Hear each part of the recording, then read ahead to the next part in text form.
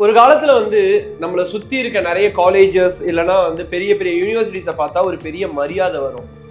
So இப்போ வந்து இல்லை நம்மளுக்கு எப்படி போயிட்டு இருக்கு நம்மளோட காலங்கள் அப்படின்னு பார்த்தோம்னா, அந்த யூனிவர்சிட்டியில் எவ்வளோ ஃபீஸ் வாங்குவாங்க, இந்த யூனிவர்சிட்டியில் என்னென்ன பிரச்சனை இருக்கு, என்னென்ன ப்ராப்ளம்லாம் நடந்திருக்கு அப்படின்னு வந்து நம்மளோட கண்ணோட்டமே மாறுற அளவுக்கு நிறைய பிரச்சனைகள் நம்மளை சுற்றி நடந்துட்டு இருக்கு. ஸோ நான் எதை பற்றி பேச வரேன் அப்படின்னு நிறைய பேருக்கு தெரியும். ரீசெண்டாக நடந்த அண்ணா யூனிவர்சிட்டி செக்ஷுவல் அசால்ட் கேஸ் தான்.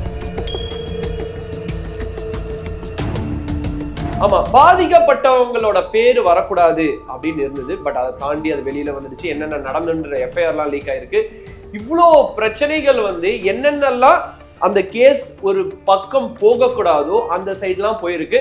இருந்தாலும் சட்டம் தன் கடமையை செய்யும் அப்படின்னு சொல்லிட்டு இதுல வந்து நீதிமன்றங்கள் வந்து உள்ள வந்து அந்த அளவுக்கு ஒரு ஸ்ட்ராங்கான டெசிஷன் ஆர்டர்லாம் போட்டிருக்காங்க.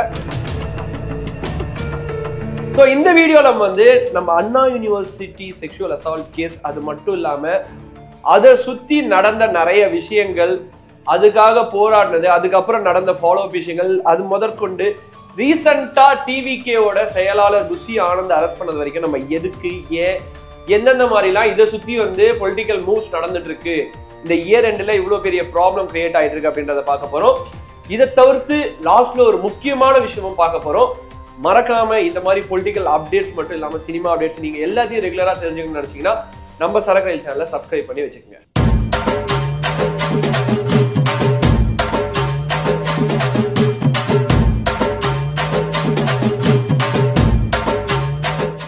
முதல்ல அண்ணா யூனிவர்சிட்டி கேஸ். நம்மளோட ஒரு மிகப்பெரிய பாரம்பரியமான யூனிவர்சிட்டி, அதுல படிக்கணும்ன்றது நிறைய பேரோட கனவு. இந்த மாதிரி நிறைய அந்த யூனிவர்சிட்டிக்கான பெருமைகளை வந்து சொல்லிட்டே போகலாம். எந்த ஒரு ஃபங்க்ஷன் எதை பற்றி ஒரு முன்னோட்டமாக நம்ம ஊரில் எடுத்தாலும் ஃபஸ்ட்டு வந்து அண்ணா யூனிவர்சிட்டி, அப்புறம் ஐஐடி, அதுக்கப்புறம் மெட்ராஸ் யூனிவர்சிட்டி, இப்படி தான் வந்து மக்களோட அந்த பேரே வாயில வரும். இந்த கிண்டி போனீங்கன்னா அந்த சைடில் அண்ணா யூனிவர்சிட்டிப்பா, இந்த சைடில் ஐஐடிப்பா அப்படின்னு இருந்த ஒரு இடத்த வந்து இப்போ அந்த சைடு கிராஸ் பண்ணும்போதே இந்த பிரச்சனை நடந்த இடம், இந்த காம்பவுண்ட் இதுதான்ப்பா அப்படின்னு நான் சொல்லலை. அங்கே போகிற நிறைய மீடியாஸ் முதல் கொண்டு வீடியோ எடுத்து போடுறாங்க. என்னன்னா இந்த காம்பவுண்ட் வழியா இதுதான் வந்து அவ்வளவு சேஃப்டியான காம்பவுண்ட், இங்க கீழெல்லாம் ஹோல்ஸ் இருக்கு, இந்த வழியா போகலாம் அப்படின்றதெல்லாம் எடுத்து போடுற அளவுக்கு வந்து யூனிவர்சிட்டிக்கான பேர் வந்து இந்த ஒரு பர்டிகுலர் ப்ராப்ளம் வந்து நிறைய பாதிச்சிருக்கு அப்படின்னு சொல்லலாம். பட் இது ஒரு சைடு இருந்தாலும் என்ன நடந்தது அப்படின்னு பார்க்கும்போது, ஒரு பேர், ஒரு பொண்ணும் ஒரு பையனும் ஒரு 8 மணி அளவுல வந்து தனியா உட்காந்து பேசிட்டு இருக்காங்க.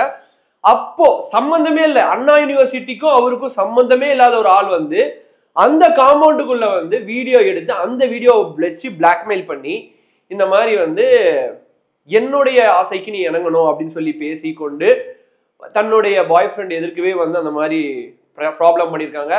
இது மட்டும் இல்லாம எனக்கு மேல ஒருத்தர் இருக்காரு சார், ஸோ சார் இருக்காரு, அவருக்கும் நீங்க வந்து இந்த மாதிரி இணங்கணும் அப்படின்ற மாதிரி பேசியிருக்கிறதா வந்து தகவல் வந்திருக்கு. ஸோ இந்த சார் யாரு?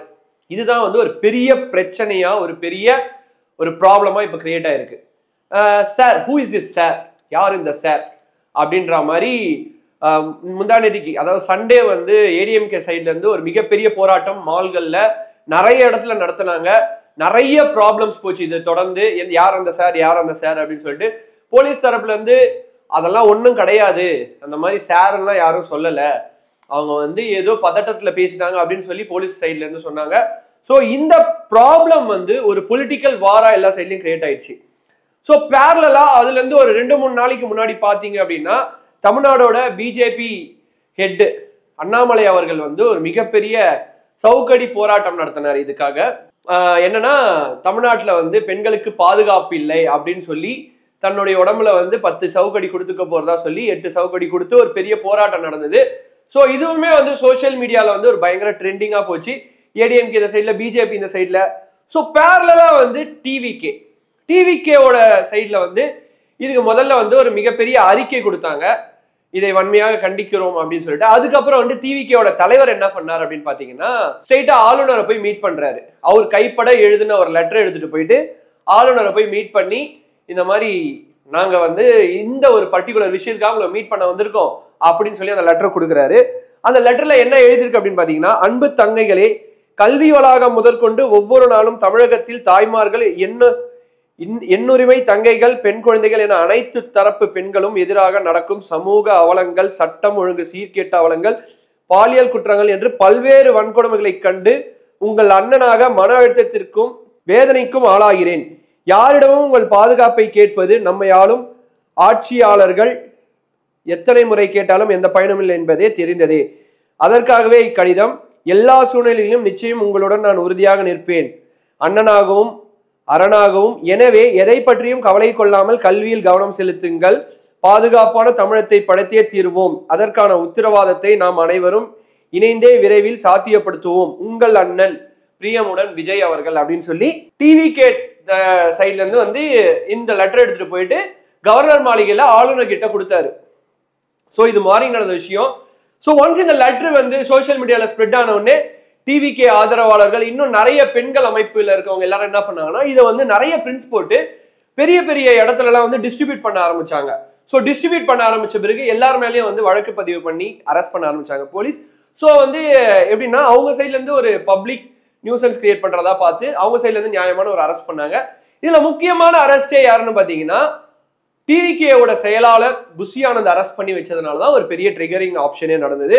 அவங்களை இமிடியேட்டா ரிலீஸ் பண்ணாலும் இது வந்து ஒரு அரசியல் ப்ராப்ளமா கிரியேட் ஆனது வந்து இதெல்லாம் பார்க்கும்போது கிளியராகவே தெரிஞ்சது. இந்த சைட்ல ஏடிஎம்கே ஒரு ப்ரொடெஸ்ட், இந்த சைட்ல பிஜேபி, அடுத்தது டிவிகே, இன்னும் நிறைய பேர் இதுக்கான கண்டம் சொல்லிட்டே தான் இருக்கு. நாங்க கண்டனங்கள்லாம் வந்துட்டே தான் இருக்கு. ஸோ இதோட ப்ரொக்ரஷன் சொல்லுவாங்கல்ல, இதோட மூவ்மெண்ட் எப்படி போயிட்டு இருக்கு இந்த கேஸோட மூவ்மெண்ட் அப்படின்னு பார்த்தோம்னா, இதுல வந்து ஹைகோர்ட்டே டைரக்டா தலையிட்டு அந்த பொண்ணுக்கு வந்து இமீடியட்டா 25 lakhs வந்து நீங்க கொடுக்கணும் அவங்களுக்கு ஏற்பட்ட துயரத்துக்கு அப்படின்னு சொன்னாங்க. ஸோ அது வந்து கவர்மெண்ட் சைட்ல அக்செப்ட் பண்ணிட்டாங்க. அடுத்ததா அந்த பொண்ணு படிக்க போற அடுத்த 2-3 வருடங்களுக்கு வந்து எந்த ஒரு ஃபீஸும் வாங்கக்கூடாது, எந்த ஒரு பர்டிகுலர் விஷயத்துக்காகவும் எந்த சார்ஜ், புக் ஃபீஸ் எதுவுமே பண்ணக்கூடாது, எல்லாமே வந்து யூனிவர்சிட்டி சார்பில் நீங்க பண்ணி ஆகணும் அப்படின்னு சொல்லி இன்னொரு ஆர்டர் போடுறாங்க. இதுல முக்கியமான விஷயமே என்னன்னு பார்க்கப்படுதுன்னா, எஃப்ஐஆர் லீக். இந்த பர்டிகுலர் கேஸோட எஃப்ஐஆர் லீக். யார் அந்த பொண்ணு, எதனால இப்படி ஆச்சு, எந்த டைம்ல ஆச்சு, யாரு கூட இருந்தா அப்படின்னு சொல்லி எல்லாமே வந்து எஃப்ஐஆர்ல கிளியரா மென்ஷன் பண்ணுவாங்க. ஸோ அந்த எஃப்ஐஆர் லீக் எப்படி ஆச்சு அப்படின்னு சொல்லி ஹைகோர்ட் வந்து ரொம்ப ஸ்ட்ராங்கா கேட்டிருக்காங்க. அதுக்கு வந்து போலீஸ் தரப்புல இருந்து ஒரு 16 பேரை நாங்க விசாரிச்சுட்டு இருக்கோம். அதுல வந்து யாராவது உண்மையாலுமே இதை வேணும்னே ரிலீஸ் பண்ணியிருந்தா அவங்க மேல கண்டிப்பா வழக்கு பதிவு செஞ்சு அதற்குரிய தண்டனை கண்டிப்பா கிடைக்கும் அப்படின்ற மாதிரி போலீஸ் தரப்புல சொல்லியிருக்காங்க. ஸோ இது எல்லாமே போயிட்டு இருக்கும்போது இது வந்து தமிழ்நாடு சைட்ல இருந்து, இதுல வந்து சென்ட்ரல் கவர்மெண்ட்டும் அடுத்ததா உள்ள வந்திருக்காங்க. என்னன்னா, அவங்களோட இன்வெஸ்டிகேஷன் கமிட்டி சென்ட்ரல் கவர்மெண்ட் அமைச்சிருக்காங்க. ஒரு எக்ஸ் ஐபிஎஸ் ஆஃபீஸரும் ஒரு ரிட்டையர்ட் ஆஃபீஸரும் வந்து இன்னில இருந்து அந்த பர்டிகுலர் கேஸை எடுத்து என்ன ஆச்சு ஏதாச்சு அப்படின்னு சொல்லி ஒரு ரிப்போர்ட்டை தமிழ்நாடு கவர்மெண்ட்டுக்கு கொடுக்க மாட்டாங்க, சென்ட்ரல் கவர்மெண்ட்ல போயிட்டு அதை சப்மிட் பண்ணுவாங்க. ஸோ இந்த கேஸ் ரொம்ப ரொம்ப சீரியஸா போயிட்டு இருக்கு அப்படின்றது எல்லாத்தையும் மூலியமாவே தெரியுது.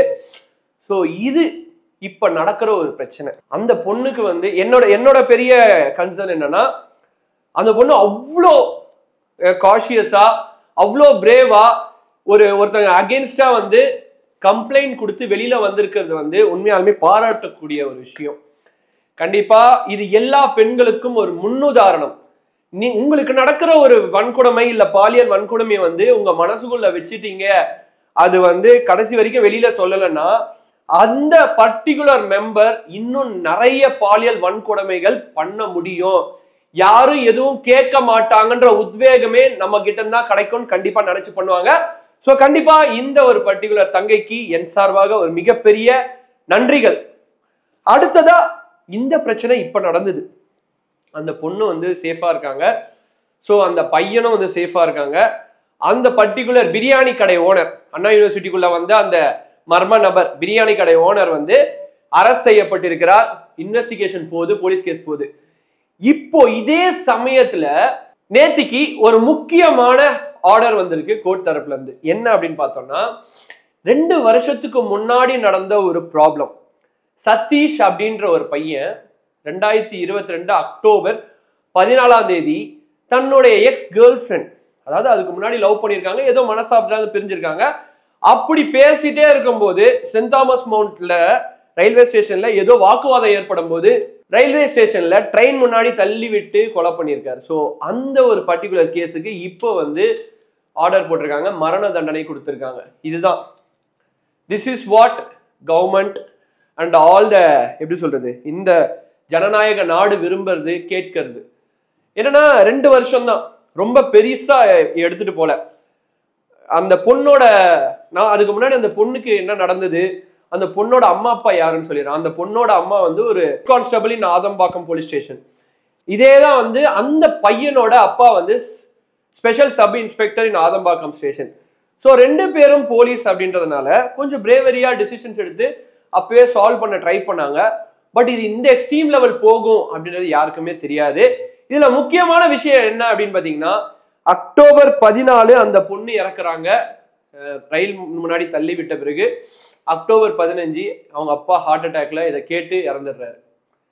ஸோ இந்த இடத்துல ஒரு விஷயம், அந்த பையனுக்கு அந்த என்ன சொல்றதுன்னு கூட தெரியல.